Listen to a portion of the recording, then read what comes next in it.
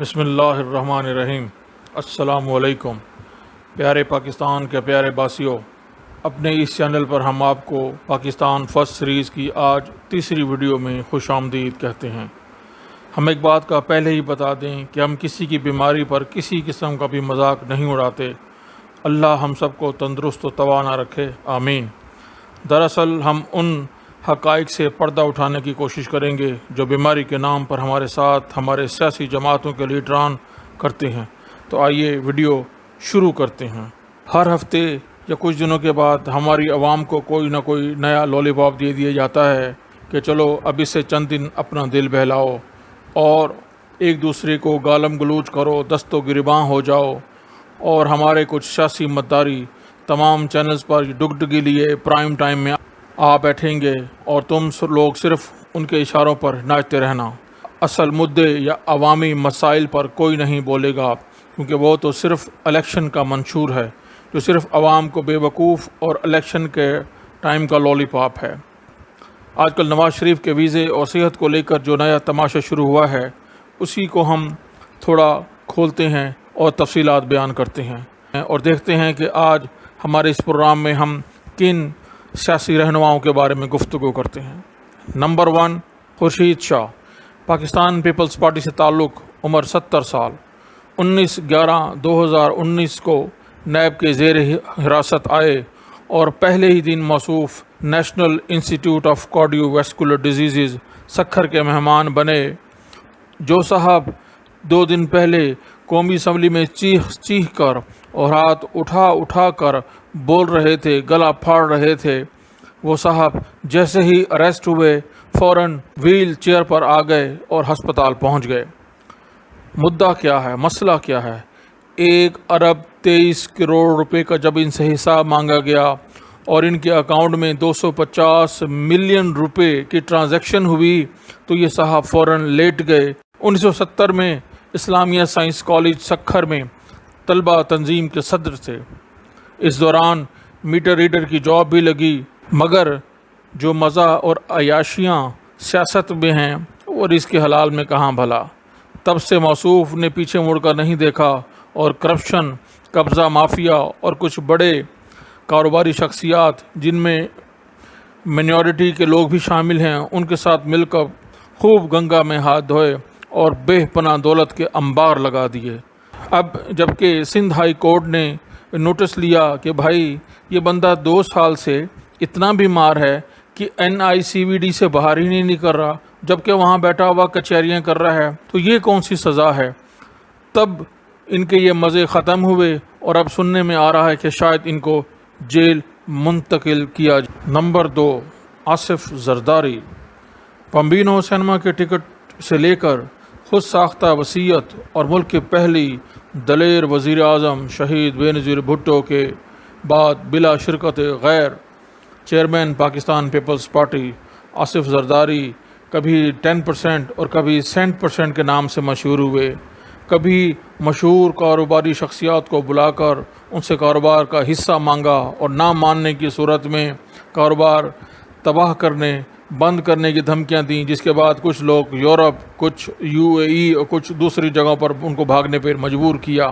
جب omni group کی حیران کن کرپشن اور ڈکیتیوں کا پردہ فاش کیا تو موصوف بھی سیدھے ضیاء الدین ہسپتال پہنچ گئے اور مفاہمت کے بادشاہ بیماری کی وجہ سے بیل حاصل کرنے میں کامیاب رہے، کیونکہ یہ ایسے اشرافیہ، ویسے بھائیوں اشرافیہ سے مراد آج کل کے بڑے بڑے ڈاکو ہیں، کیونکہ غریب تو شریف ہوتے ہیں۔ کیسے اشرافیہ ہیں کہ جو مختلف مقدمات میں تو ملوث ہوتے ہیں، جو عدالتوں کے چکر بھی کاٹ رہے ہوتے ہیں، لیکن پھر بھی اپنے محلوں میں بیٹھے ہوتے ہیں۔ اب ہم ذکر کرتے ہیں نون لیگ یا شین لیگ کے شہباز شریف کا۔ جناب یہ بہت ماہر کھلاڑی ہیں، مائک توڑنے، لندن کی سڑکوں پر بغیر پروٹوکول کے بھاگتے 70 سالہ شہباز شریف، جب ان کو عدالت بلایا جاتا ہے کہ موصوف کمر درد اور کرونا یا کسی اور چیز کا بہانہ بنا کر یہ اپنے محلات میں ہی موجود رہتے ہیں۔ شہباز شریف انتہائی سچے انسان ہیں، کبھی جھوٹ نہیں بولتے کہ میں نے تو کبھی دھیلے کی کرپشن نہیں کی، जनाब सही फरमाते हो, आप बड़े लोग हैं, आप बड़े डाकू हैं, आप भला धीले की करप्शन कहाँ करेंगे? आप तो करोड़ों और अरबों का टीका लगाने वाले हैं और उसके बाद अपनी फैमिली को खामोशी से पाकिस्तान से निकाल देंगे और फिर कहेंगे कि पकड़ लो मुझे, मैंने कौन सी करप्शन की। अब हम जिक्र करते हैं हमारे मासूम भोले भाले एक दफ़ा के इलेक्टेड और 2 दफ़ा के सिलेक्टेड वज़ीर आज़म जनाब नवाज शरीफ की, जिनकी दुनिया मद्दाह है। जब भी इक़्तिदार मिला पेट में फ़ौरन मरोड़ उठी, कभी फ़ौजियों के साथ कभी सिविलियंस के साथ पंगा लिया और 5 साल पूरे नहीं किए और बाद में शोर मचाया। क्यों निकाला मनसब से नवाज शरीफ को? क्यों निकाला गया? क्यों निकाला मुझे? क्यों निकाला? इनके बबलू बेटे ने बड़े फ़ख्र के साथ अपने अब्बा की करप्शन से हासिल ख़जानों का जिक्र किया और गैर मुल्की साफ़ियों की तंजीम ने जब पैनामा केसेस में मौसूफ़ों का जिक्र किया तो तहकीकात का दरवाज़ा खुल गया। और अब जब ये रसीदें ना दे सके और अकामा या किसी भी वजह से इनको सज़ा हो गई तो उसके बाद पाकिस्तान से जाने के लिए इन्होंने वो ड्रामे किए। क्यों निकाला मुझे? क्यों निकाला? तो मुझे क्यों निकाला का मीम इन्होंने पूरे पाकिस्तान में फैलाया, बड़ी कोशिशें की और आखिरकार मुल्क से भागने में कामयाब हो गए। अब रिसेंटली आप लोगों ने सुना होगा भाई ये भी टोपी ड्रामा है, 6 माह तो अपीलों के लिए इनको मिल गए हैं, उसके बाद हाई कोर्ट है। और वैसे भी गोरा कभी भी नहीं चाहेगा कि अरबों डॉलर या अरबों पाउंड जो उनके मुल्क में रखे हुए हैं वो इस मुल्क से जाएं, तो कुछ टाइम के बाद वो किसी न किसी तरीके से इनको परमिशन दे ही देगा कि रहो, ऐश करो और ये पैसा यहाँ से मत लेके जाओ। आखिर में ज़िक्र करते हैं साबिक chief of army staff Parvez Musharraf का। ये साहब बाकी लोगों की तरह तो नहीं, क्योंकि ये एक कमांडो थे और कमांडो ऐसे जो बुलेट प्रूफ जैकेट पहनकर कोर्ट में आया करते थे कि कुछ अरसा चक शहजाद में अपने सालों की अनथक मेहनत वाले फार्म हाउस में बैठे रहे। आजकल सुना है दुबई में मौजूद हैं। खबरदार, वार्निंग, होशियार। अरे भाई क्या हुआ जनाब? ये जिन सुपर हीरोज़ का मैंने ज़िक्र किया, ख़बरदार अगर किसी आम आदमी ने ऐसी सहूलियात जो उनको मिली वो आप मांगने की कोशिश करें, क्योंकि इस मुल्क में जितना बड़ा चोर, उचक्का, डाकू, कातिल, करप्ट, ब्ला ब्ला, उसी के मुताबिक सहूलियात। अब भला ये आम आदमी को सहूलतें मिल जाएं तो भला शुरफा और आवाम में क्या फ़र्क रहेगा? नहीं, ऐसा मत सोचिए।